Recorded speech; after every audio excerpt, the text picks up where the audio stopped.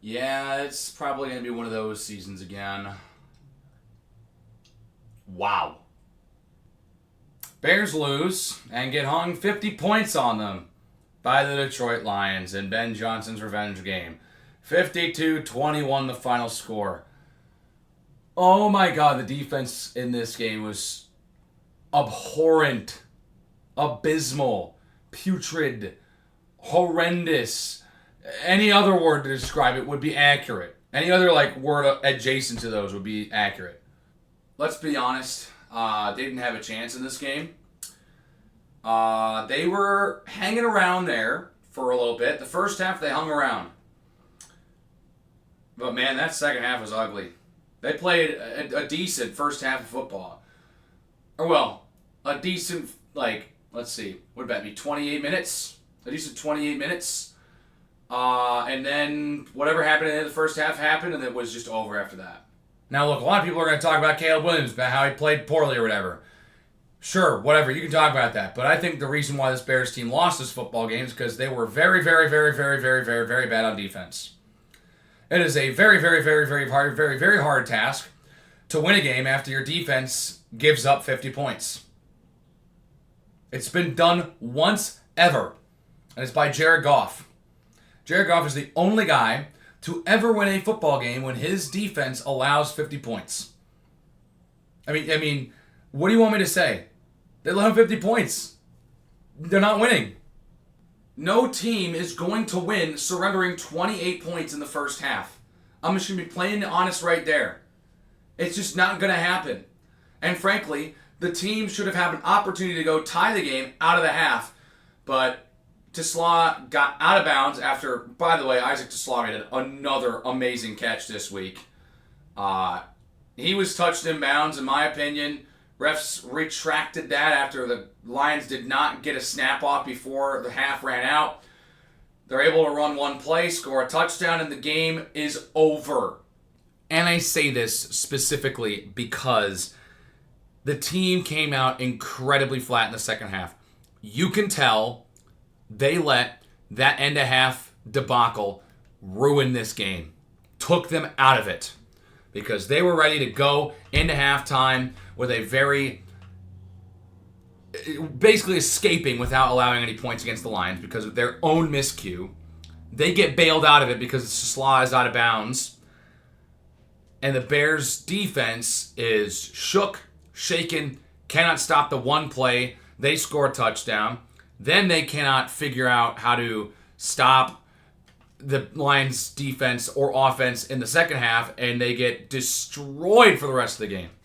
Here's something that a lot of people are going to be talking about, but I think might actually be a blessing in disguise for the Bears this year. They have looked really bad through two games. They had they had a good first half against the Vikings. And that was about it. They had a decent offensive half here. I'm going to be honest. The turnover sucks. Defense stepped up and, didn't allow any points off of it. They scored 14 points. I mean, in a normal game, 14 points is not a bad half, at least in my opinion. 14 points is not necessarily a bad offensive showcase. You got anything under than 10 points, that's objectively a bad halftime performance. You scored 2 touchdowns. Most teams average around 3 touchdowns and a field goal to 4 touchdowns a game. So you're probably on pace for an average NFL game, right? Problem is, your defense lets up 28 points and you're down by 14 points at halftime, so it doesn't look good. Sorry, I went on that tangent. What I was originally going to say, that a lot of people are going to talk about, but I think could be important for the Bears this year, is because they've gotten off to this bad start, and it seems like they're a little out of sorts. The bye week is at week 5. I think it's actually going to be pretty important that they have that bye week early this year, because they're hurt. They're hurt right now. It's crazy to say, they're hurt. And their secondary got absolutely torched by Jared Goff because Jalen Johnson only played a half. He did his job, but no Kyler Gordon again. They had to start another guy and a backup at the nickel slot. They got to start Tyreek Stevenson, who was burnt toast all game long. Nashawn Wright has to come in, who didn't have the type of game he had against Minnesota. And they get completely torched for over 330 yards and 5 touchdowns. That's the bottom line. The defense is not good enough. I'd like to say that the defensive line had a pretty good first game against the Vikings, again, outside of that fourth quarter. but they just looked all out of sorts in this one. Absolutely terrible on the defensive line and could not get any pressure on Jared Goff. He had all day to throw. Didn't get sacked once. And the one time they did sack him, it was called off by an offsetting penalty. And then, Jared Goff had all day to throw. Routes were developing, and these receivers are talented enough to gain separation, and they burned him. Absolutely burned him. The Bears lost in the trenches today. Simple as that. Defensively, they couldn't get any pressure on Jared Goff. And offensively, well, Caleb Williams didn't get sacked until like the second half when the game was out of reach, and he did take 4 sacks. I don't think that the offensive line did their job. They took a lot of penalties. They allowed a lot of pressure, and it felt like they were not cohesive as a unit in this game. I mean, it was 1st and 10. There's a holding call. Okay, 1st and 20. Then you've got a hands to the face call on 2nd down, so it's, 3rd and 34 at one point? I think they had two separate instances where they were 30 yards away from the 1st down marker, and they weren't really in that position because of large sacks or big-time tackle for losses. They were in those positions because of penalties. And no team, unless the top 3 offenses in the league can probably convert a 3rd and 34. It's not going to happen.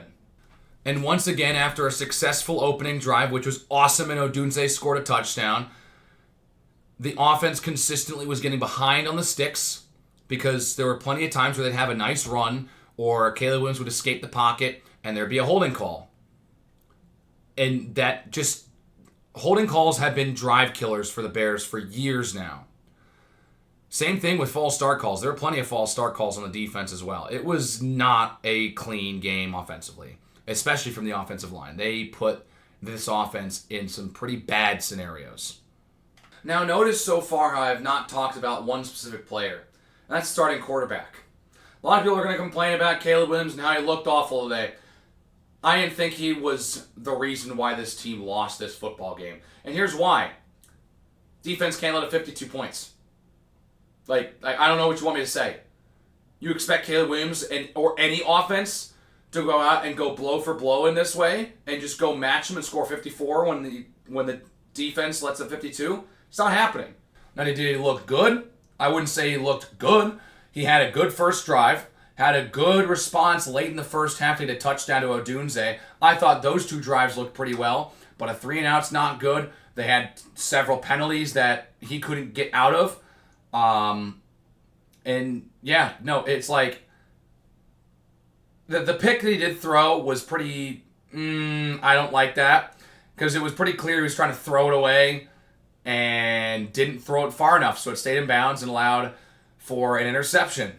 But that's kind of it. I mean, sacked a couple times in the second half in garbage time, and I don't know, man. I don't know what you want me to say. He had a couple bad drives in the first half, but unlike what we saw against Minnesota, where it was 3/4 of nothing after the first, late stages of the first to the late stages of the fourth, he at least was able to score another touchdown in the second half. Is it good enough? No, because they didn't score at all in the third quarter, and they looked and came out incredibly flat in the third quarter. But if they have had relatively good starts, they have not had great starts, they have had good starts into football games so far. The problem is what I would like to see going forward is if they score an opening drive touchdown, to not go 3-and-out or get one first down and then punt. I would like to see them get onto the other side of the field and kick a field goal at least. Get 2 scores in a row to start the game. And frankly, they're going to be in a better position, even if their defense allows 14 points. 14-10 is a lot better than 14-7 or 14-3 or 14-0. They can score on 2 consecutive possessions to start a football game. I think that offense will be in a much better position, because what's happened is they have gone down, and in the structure and in the scripted plays, it's worked, and they have found ways to score on opening drives. Immediately after, it's been a bunch of nothing. And I think that it's not just Caleb. I feel like we're not seeing the scheming work out, I guess, in his favor. He's a little flustered, and is ending up taking checkdowns more often than I would like to see him take checkdowns. But, good throw to DJ Moore on the first drive. Good throw to Rome on the first drive. Rome Odunze was the lone bright spot on this team. He had a great game. Over 100 yards receiving it. 7 catches? I think it was just under 130 yards receiving and 2 touchdowns. He had a great game. If there's one guy on this team that should not get criticized for this performance, it is Rome Odunze. He did his part. Rome Odunze did his part. That's the bottom line. He should not feel the blame for this loss at all. My big question to Ben Johnson as the head coach. Where are the tight ends? Do you realize that they exist? Because Caleb Williams has not really thrown to them too much. You can criticize him for that, but I don't even see him open. I'm not going to lie. I don't even see him too open. When Caleb Williams has been going on the check down, it's always to DeAndre Swift or some receiver. I haven't seen the tight ends as a check down in a good spot very much this year. It feels like they just aren't even on the field. And that's the frustrating part. They need to get the tight ends involved. And what's funny is that right when Tyson Bagent came into the ballgame, the tight ends just magically appeared for some reason. They need to scheme some easy completions for these tight ends to get them going, because when they're non-existent, it becomes a lot harder for receivers to get open a little bit. And I say that because the running game also struggled to get going as well. When you have a one-dimensional offense, it's really easy to defend. If they can get more production from tight ends in the short game, coming off of blocks and an easy throw for some chunk yardage, running backs can start doing something, because DeAndre Swift, again, was the only one who carried the football, and he wasn't astoundingly good at all. Everything else opens up, because now they're concerned about the running game, and the linebackers have to cover the tight ends, so there's more space for these receivers to get open. That's the thing. They're trying to work and stretch the field without establishing a run game. And they've tried to establish the run game. It hasn't gotten established because DeAndre Swift has not been good enough to start the year. I need to see some growth this week. A lot of people are out on this team. A lot of people are going to say the season is over. We are forgetting that the Vikings and Lions both won 14 or more games last season. These were really good football teams last year. We cannot overlook that. Did the Bears look very good at all? Not really. Shows that they're much of a class under the rest of their division. And that's the unfortunate part, because I think that this team has some talent, but they have a lot of growth to go because of everything that's new in this organization. The other 3 teams in this division are established and have a head coach that's competent, a quarterback that has been in that system for years, or in the Vikings case, a guy who has sat for a full year. They have defenses that are highlighted by lethal pass rushers, so it makes the rest of the defense have to work less because the pressure is getting there. And the Bears are left at I would say, probably an average team talent-wise, but they're probably going to end up looking like a 25th, 26th best team in the league because of the division they play in. And so if I don't see some progress, or if I don't see this team play much more competently against a team they should be beating in Dallas at home next week, I think then the alarm bells and the panic alarm is starting to go off a little bit, right? They needed that first game against the Vikings.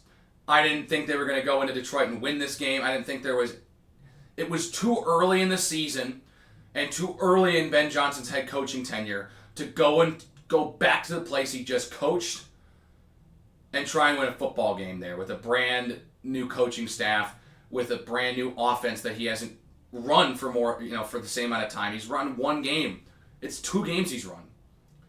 So if I don't see the offense put up 24 points and look competent, 27, I want them to score 4 touchdowns against Dallas next week and win. The thing is that the Bears defense has not had a good start. The last 5 quarters this defense has played in has been awful. And Dallas just hung 40 points on the New York Giants. And now the Giants, not necessarily the greatest team to grace the face of the earth, but they've got a pretty good D-line. They got Sexy Dexy. They got Brian Burns. They got a couple pieces to go around. If they're getting torched I mean, they've got to do a lot of soul searching this week. They got to let Jalen Johnson and Kyler Gordon and TJ Edwards get as much rest as they can because they got to play that full 60 minutes. If Gordon and Johnson are in, the chances of this defense performing at a competent level go up substantially. The problem is that the defensive line cannot get any pressure, so there's more pressure on the corners, and since their top two corners were not playing for half of this football game, they were burnt toast. Here's another thing that I'm going to go ahead and start talking about. A lot of people want Ryan Poles fired. He has not made a good first impression. His impression has been losing and losing and losing. He's 3-17 against the NFC North in his tenure. Here's my question to Ryan Poles. Where are your draft picks? Colston Loveland was a starter in this game. He got one target all day. Luther Burden had one catch. He's been a returner, but he's wide receiver. He's being treated as wide receiver 4 on this team. Where are some of these other guys? The other 2 second-round picks that you had, Shamar Turner and Ozzie Trapilo. Healthy scratches. They're scratches. They're not playing. Tyler Scott's gone. Zach Pickens is a backup. Tyreek Stevenson looked like burnt toast today. These are all Ryan Poles draft picks from the second round. Tyler Scott, I think he was a little later, but he's the only example. Zach Pickens was a third-round pick. These are all third, second, and first-round picks.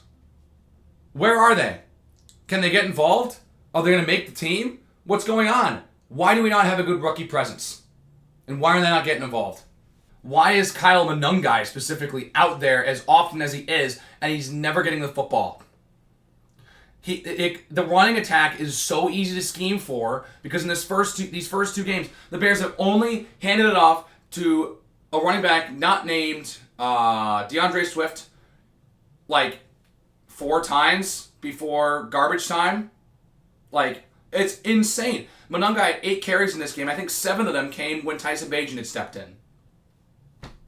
I mean, what do you want me to say? The running attack is one-dimensional. It's DeAndre Swift running up the middle for 2 or 3 yards, and that's it. Or they bounce it to the outside, and he gets probably 4 or 5. They don't have a lethal running attack at all. At all. And until Kyle Monungai gets a couple carries, I think maybe that thing starts to open up because I'm pretty sure if I'm a defensive coordinator right now, I'm looking at the fact like, hang on, every time this Kyle Monungai kid's in the backfield, he's not getting the football. We know it's a passing play.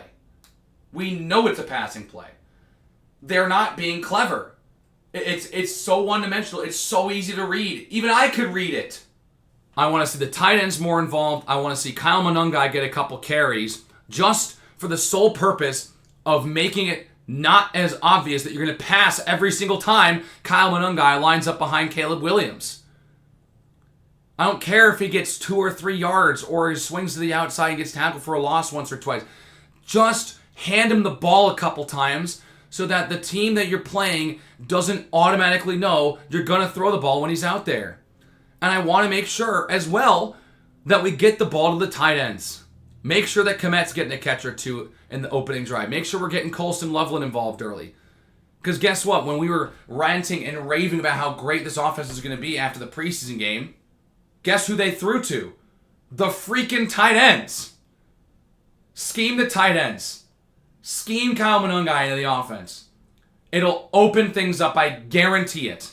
I guarantee. Oh, Dunze will be more open. DJ Moore will be more open. Hell, probably Luther Burden and Lamine Zacchaeus are going to have more open routes. And they might be more productive.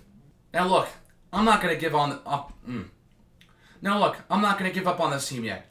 They've played 2 games, and both those games have been against teams who won 14 or more games last season.